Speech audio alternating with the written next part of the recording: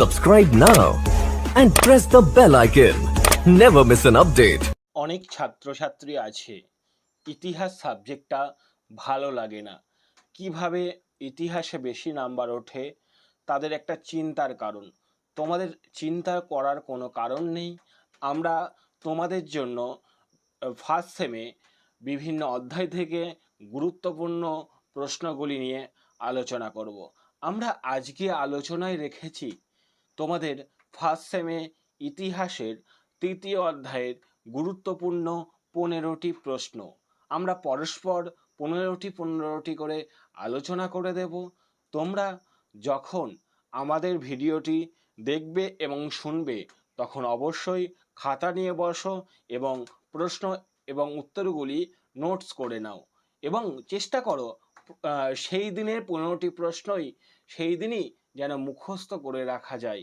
তাহলে তোমরা দেখবে প্রথম সেমে যখন পরীক্ষা দিতে যাচ্ছ তোমাদের কাছে ইতিহাসটা খুব সহজ হয়ে গেছে।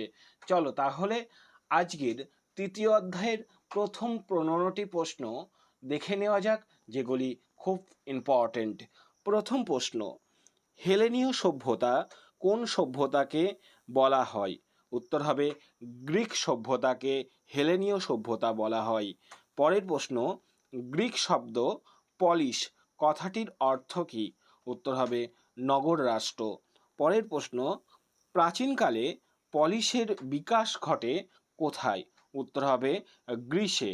পরের প্রশ্ন, কোন সময়ে প্রাচীন গ্রিক পলিশগুলির চূড়ান্ত বিকাশ ঘটেছিল? উত্তর হবে ধ্রুপদী যুগে। পরের প্রশ্ন, গ্রিসের দুটি গুরুত্বপূর্ণ পলিশের নাম কি? উত্তর হবে এথেন্স ও স্পার্টা। পরের প্রশ্ন দেখো, মানুষ হলো এক ধরনের প্রাণী পলিশে বসবাস করে, এ কথা বলেছেন কে? উত্তর হবে অ্যারিস্টোটাল। পরের প্রশ্ন দেখো, গ্রিক পলিশগুলির অন্যতম বৈশিষ্ট্য কী ছিল?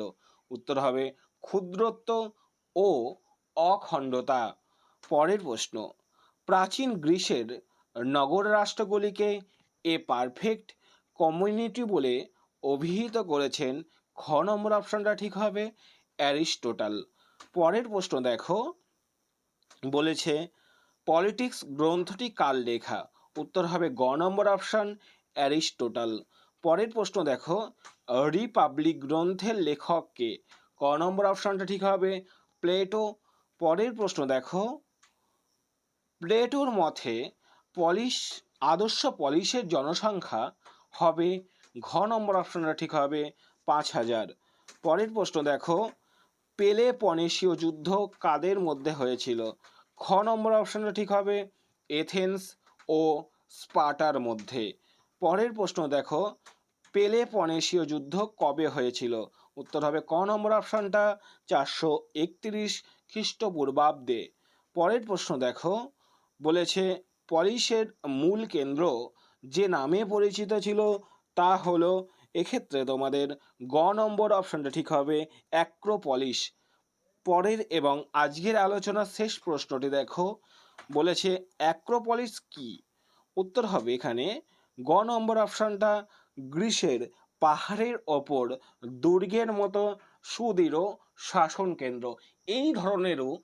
এই ধরনের একাধিক প্রশ্ন এবং গুরুত্বপূর্ণ প্রশ্নের উত্তর পেতে তোমরা আজই আমাদের চ্যানেলটিকে সাবস্ক্রাইব করো এবং পাশে থাকা বেল আইকনটি প্রেস করে অল নোটিফিকেশনটি দাবিয়ে রাখো। সকলে ভালো থেকো, মন দিয়ে পড়াশোনা করো। ধন্যবাদ।